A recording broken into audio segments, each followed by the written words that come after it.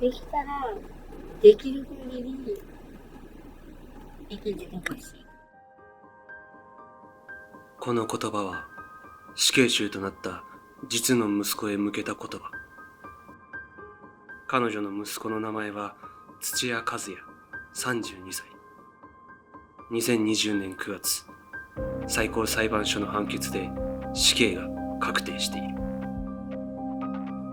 土屋和也は2014年11月、高齢者宅に押し入り2人を殺害、1人に重傷を負わせた。犯行の目的は金銭だった。しかし、土屋が事件で得たものは現金約7000円とリンゴ2個。貧困に追い込まれた末の犯行だった。うどんのしちゃってびっくりしちゃって。間違いじゃないの。でもね、ちゃんと調べたおまわりさんだからですね。母親は事件から6年経ち、息子の死刑が確定した今も受け入れられていない。土屋和也は決して粗雑な人間ではなかったと伝えられている。そればかりか、土屋の半生が裁判などで明るみになると同情の声が上がった。土屋に死刑判決を下した裁判員ですら、判決後には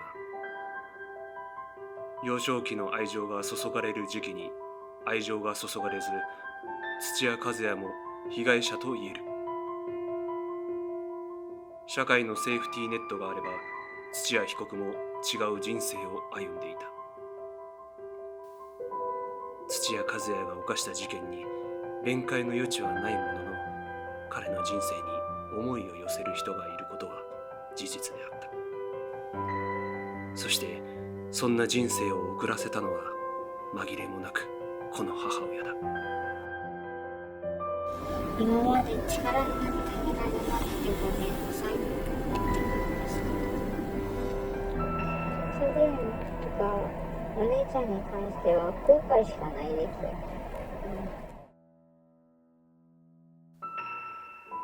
土屋和也はいかにして死刑囚になったのか。土屋和也の半生を母親の証言で振り返ってみよう。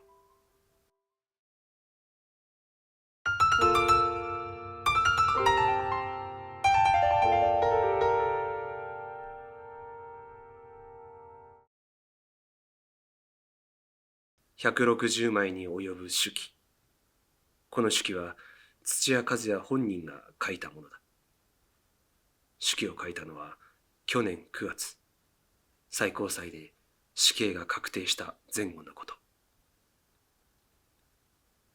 彼は自分の思いを社会に残そうとしていた。何度も書き直したのだろう。下書きの跡がにじんでいる。しかしながら、この手記は未完成ということもあり、現時点で社会には出ていない。私たちはとある人物から情報提供を受け、その手記を読んでみた。生きることを放棄したかのような思いが綴られている。一方で、幼少期を書いた文章からは、決して凶悪犯と思えないのも事実であった。そこで土屋和也を擁護するわけではなく、一人の死刑囚の半生を世に残すことには意味があるのではと思い、取材を進めることにした。まず母親から話を聞きたいと思った。なぜなら手記には母親のことばかり書いてあるからだ。詳細は明かせないが、私たちは土屋和也の実の母親と接触することに成功した。母親は息子が望んでいるのならと話をしてくれることをいとも簡単に承諾した。批判されることも承知の上だという。現在53歳、高齢者の世話をする仕事をしていると話した。今は地方の山里でひっそりと暮らしているという。その母親はまず土屋和也が生まれた時のことから話してくれた。昭和63年の栃木県の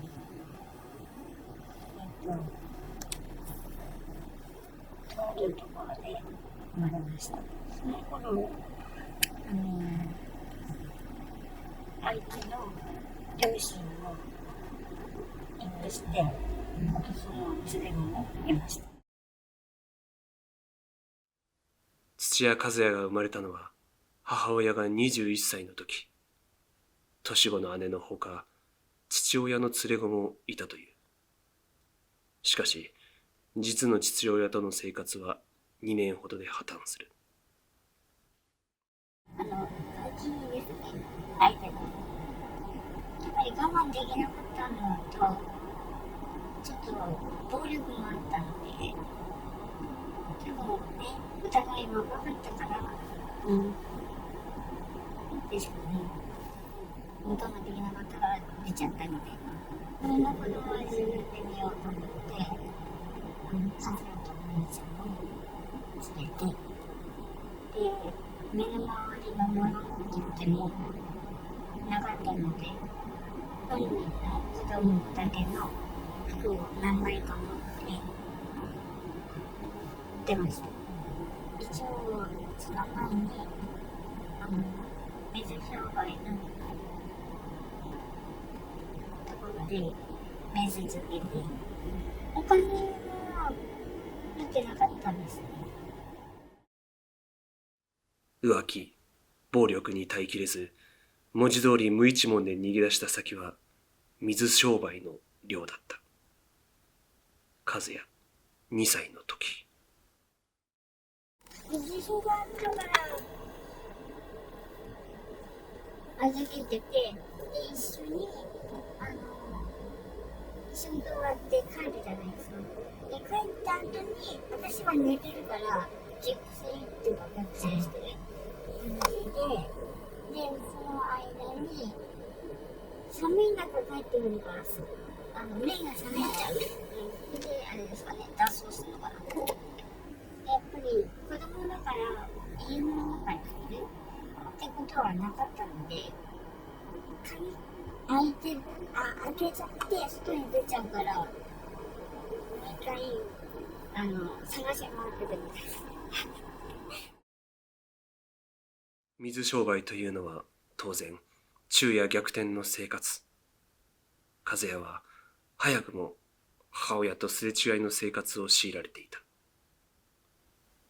この頃、和也の忘れられない言葉を耳にしている。本人が覚えてるかどうかわかんないけど、なんで僕ばっかりって言ってたことだから頭に残る。しかし、母親の記憶とは違い、和也の手記にはこの時期の楽しい思い出ばかりが綴られている。家族3人で遊園地に遊びに行った時の記述。お菓子かアイスを買ってもらい、近くの人工池の囲いに腰をかけて座り、兄弟並んで食べていた。そのお菓子に夢中になっている子供の姿を思い出に残そうと、母はインスタントカメラを手に写真を撮った。みーちゃん、カズと母が叫んだ。んと思って声の方を向いたら、パチリとフラッシュと音がした。カメラを片手にいたずらが成功したようにはしゃぐ母。母のしてやったりな顔がにしし。まぶたの裏に浮かんでは薄れていく。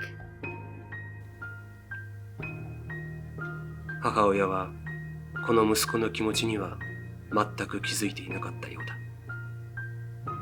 子育てへの限界が近づいていた。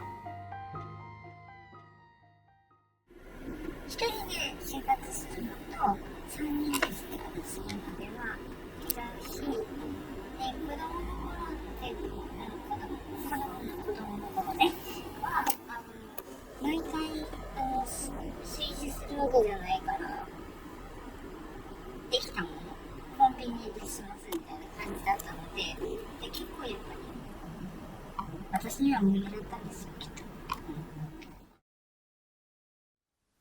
しかし、その直後、この家族にも転機が訪れた。優しい男性に知り合って籍入れて一緒になり子供と共に生活しました。じゃあ小寺さんに新しいお父さんができたんですね。二人お父さんいるんですよね。小寺さんって認識してるんですか、それ。認識はしてないと思います。してなかったと思います。今は多分分かってると思うので。一人目のお父さんを覚えてないっていう。実はお父さんです。そうですね。母親の再婚相手、それは心優しい男性だったという。結構ね、お風呂入れてくれたり、一緒にご飯食べてくれたり、遊んでもくれたし、パパとは言ってたけど、その新しい父親がずっと近くにいたら、人生は変わっていたかもしれない。そんな可能性はこの母親によって失われた。そう考えたらいいですか。それにつけ込まれたのがずっとですね。旦那さんに黙ってる。でそれでバレちゃって、私専業主婦だから収入はないし、で大学の頼れなくて、結構ね、1000万ぐらい、ミシンとか布団とかそういう借金が挨拶されたって。そうですね。和也、4歳にして2度目の流浪。再び水商売をする母親について回る生活になった。しかしその生活も長くは続かなかった。半年とか1年ぐらいは自分で見てた。その後は施設ですね。